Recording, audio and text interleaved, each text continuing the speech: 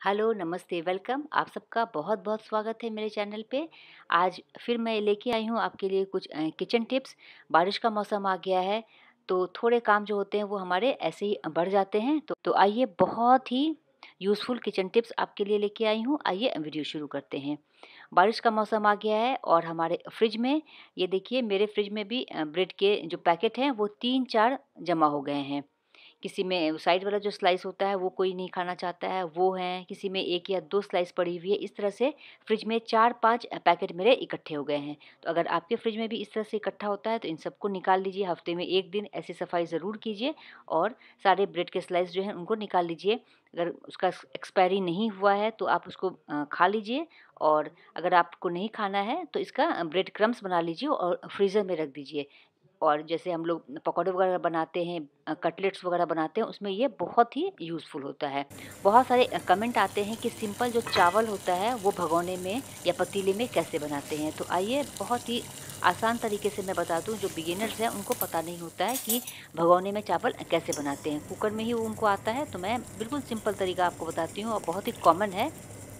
पहले बर्तन में आप पानी गरम कर लीजिए। पानी जैसे खौल जाए तो थोड़ा-सा इसमें मैंने नमक डाल दिया है और थोड़ा-सा घी डाल दिया है, ताकि चावल जो है वो चिपके नहीं। पानी के खौलते ही इसमें चावल डाल दिया है, चावल को भिगो के रख दिया था और इस तरह से एक बार चला दीजिए।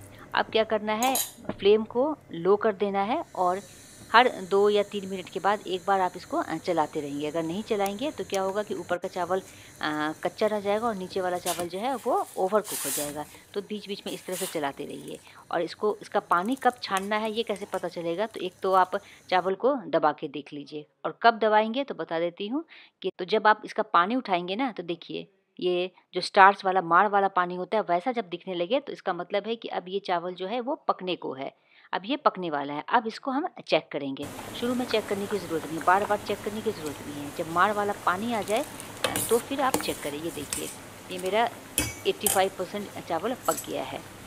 आपको अगर पूरा पकाना है तो पूरा पकाएँ, और अगर थोड़ा-सा कम पकाना है तो फिर आप 90% जैसे कुक हो जाए तो अब देखिए क्या करना है। अब इसमें से माड़ जो है वो स्टार्च जो है वो कैसे निकालेंगे। कई लोग छन्नी में डाल के निकाल लेते हैं, तो छन्नी में डाल के निकालने का जो रिज़ल्ट होता है वो, और इस तरह से जो आप माड़ को निकालेंगे यानी कि स्टार्च को निकालेंगे, उसका जो पानी है उसको निकालेंगे, दोनों के रिज़ल्ट में बहुत फ़र्क आएगा। एक बार आप इस तरह से निकाल के देखिए, बहुत ज़्यादा मुश्किल नहीं होता है। किसी ऊँची जगह पे आप इसको रख लीजिए। कोई भी ऊंची जगह है आपके पास, जैसे मेरे पास उधर माइक्रोवेव है तो मैं उसके ऊपर रख के कर सकती हूँ, लेकिन चूंकि ये बर्तन गर्म काफ़ी है तो ये रिस्क हो जाएगा, इसलिए मैं माइक्रोवेव के ऊपर रख के नहीं कर रही हूँ। एक पतीला रख लिया है और उसके ऊपर इस तरह से रख के, और एक कपड़ा ले लीजिए, ढक्कन से पहले इसको कवर कर दीजिए, और कपड़ा ले लिया है और इस तरह से दोनों हाथ से पकड़ के इस तरह से आप उसका पानी जो है वो निकालिएगा। आराम से निकल जाता है, धीरे धीरे धीरे ऐसे करके। और लास्ट में क्या करना है, इसको बर्तन को उठा के इस तरह से पानी आप निकाल दीजिए। जितना इसमें पानी है वो सारा निकल जाएगा और चावल जो है वो बिल्कुल खिला खिला बनेगा। ये देखिए, मार निकल गया, स्टार्च, ये स्टार्च निकल गया। चावल खाने में बहुत लोग परहेज करते हैं इसी स्टार्च की वजह से। जब ये स्टार्च निकल जाता है तो ये चावल जो है ये काफ़ी हेल्दी हो जाता है। ये देखिए, चावल बिल्कुल खिला खिला बना है। यहाँ पे बिल्कुल खिला खिला, इस तरह से, इस तरीके से चावल बनाने से ये बिल्कुल खिला खिला बनता है। और ढक्कन से कवर कर दीजिए और जब मर्जी आप इसको अब खा सकते हैं। ये लगभग 1 से 2 घंटे तक बिल्कुल गर्म रहता है। नेक्स्ट टिप है, जब हम प्याज काटते हैं तो प्याज काटने के बाद आप जैसे साबुन से भी हाथ धो लें तो प्याज की जो स्मेल होती है वो हाथ में रहती है। जैसे अगर हम घर में ही रहते हैं तो उतनी ज़्यादा मुश्किल नहीं होती है। जैसे हमें खाना बना के बाहर जाना होता है, ऑफिस वगैरह जाना होता है, तो फिर हाथ से स्मेल आती रहती है प्याज की। तो प्याज का जो स्मेल है उसको हटाने का बहुत ही सिंपल मैं आपको एक कारगर तरीका बताती हूँ। जिस तरह से प्याज काट लिया, और अब क्या करेंगे, एक आलू ले लीजिए। आलू को पतले पतले स्लाइस में काट लीजिए और हाथ के हथेली के ऊपर इस तरह से आप रगड़ लीजिए। तो मैं एक छोटा सा आलू काट के आपको दिखा रही हूँ। इस तरह से काट लिया। आलू के अंदर जो रस होता है उसको इस तरह से हाथ से, आप जब स्लाइस को रगड़ेंगे तो उसका जो रस होता है वो आपके हाथों पे जाएगा, और इस तरह से आप अच्छे से रगड़ लीजिए और फिर आप हाथ को धो लीजिए।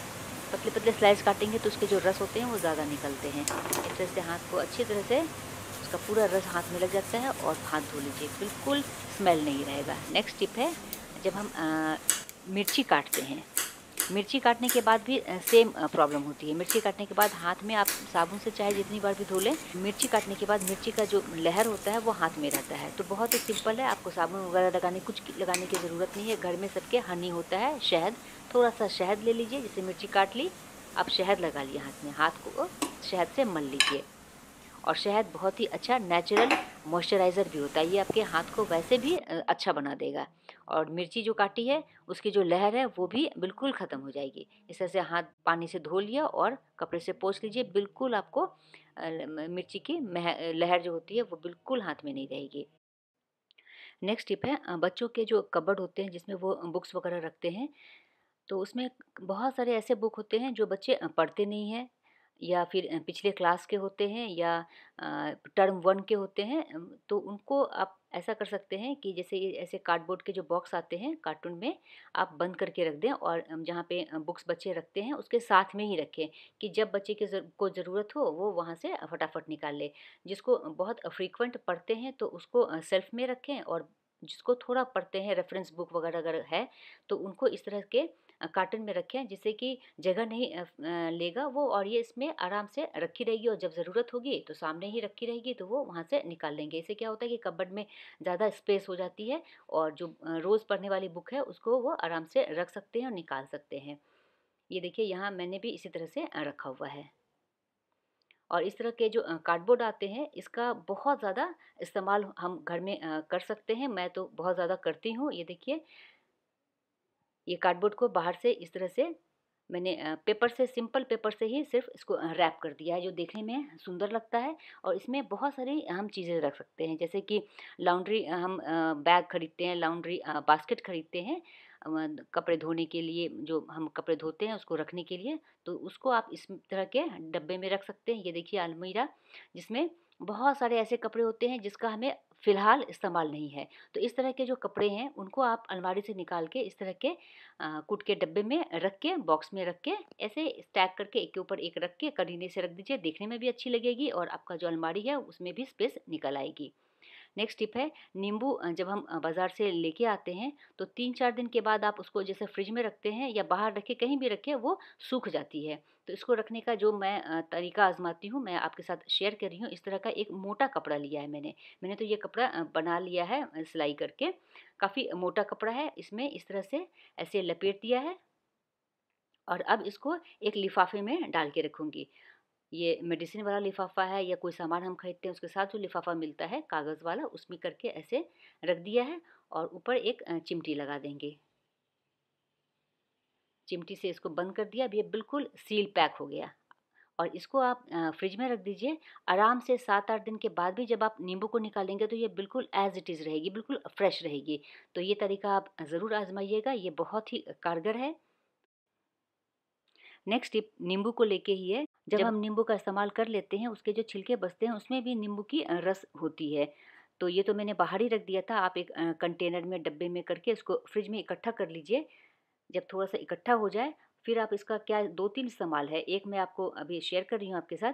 मिक्सी का जो जार होता है वो हम पीसते-पीसते ये गंदा हो जाता है, और थोड़ी स्मेल वगैरह भी आने लगती है। तो कुछ भी नहीं करना है, इस नींबू के जो टुकड़े हैं, यूज़ किए हुए नींबू के टुकड़े हैं, उसको में थोड़ा-सा पानी डाल दिया और इसको एक बार चला देंगे।